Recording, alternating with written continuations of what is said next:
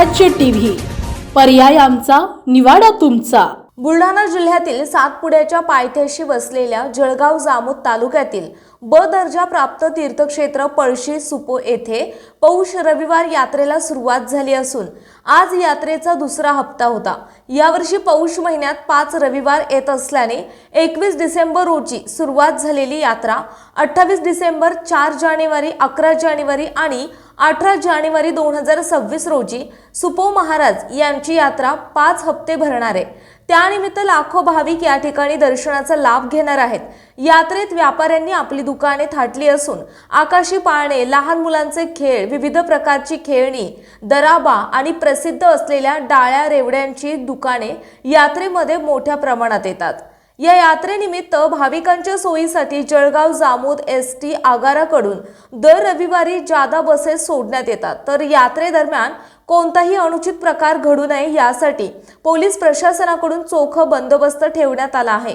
हा यात्रा उत्सव यशस्वी पार पाडण्यासाठी गावातील नवयुवक तथा श्री सुपो संस्थानचे विश्वस्त कर्मचारी, स्वयंसेवक आणि परिसरातील नागरिक स्वयंस्फूर्तीने श्रमदान करतात, अशी माहिती संस्थानचे अध्यक्ष अरुण वसंतराव देवकर यांनी बोलताना दिली। पंचक्रोशीतील भाविकांसह विदर्भ आणि महाराष्ट्रभरातील अनेक भाविक श्री सुपोजी महाराजांच्या दर्शनाला पळशी सुपो येथे मोठ्या श्रद्धेने दाखल होतात।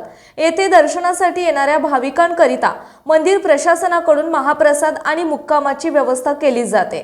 दर्शनासाठी दूरवरून येणाऱ्या भाविकांसह जळगाव जामोद तालुका आणि परिसरातील भाविक मोठ्या श्रद्धेने पायदल वारी करून महाराजांच्या चरणी नतमस्तक होतात, अशी माहिती संस्थानकडून देण्यात आली।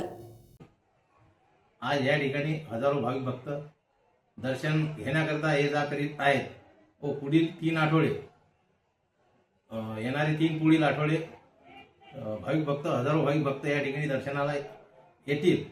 तरी आमच्या संस्थांकडून भंडाऱ्याकरता मुबलक जागा, पाण्याची व्यवस्था, दर्शनबारी तसेच शनिवारकरता रोज मुक्कामी येणाऱ्या लोकांकरता जेवणाची व्यवस्था संस्थांकडून केलेली आहे व पोलीस बंदोबस्त तसेच ग्रामीण रुग्णालय यांच्याकडून उपचार सेवा, एसटी महामंडळ यांच्याकडून जादा बसेसची सुविधा येणाऱ्या भाविक भक्तांकरता देण्यात येत आहे।